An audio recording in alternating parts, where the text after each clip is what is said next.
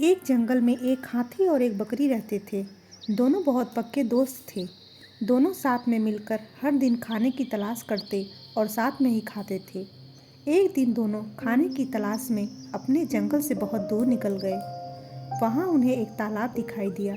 उसी तालाब के किनारे एक बेर का पेड़ था। बेर का पेड़ देखकर हाथी और बकरी बहुत खुश हुए।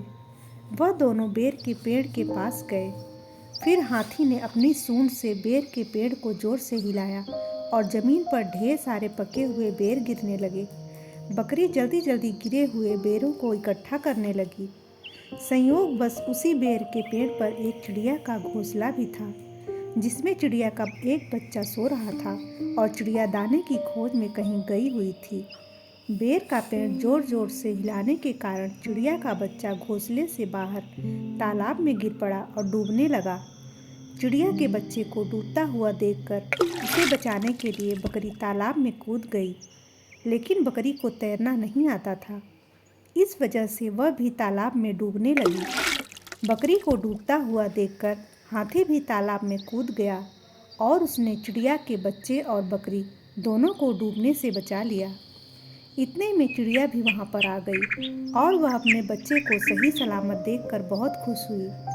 उसने हाथी और बकरी को इसी तालाब और बेर के पास रहने के लिए कहा।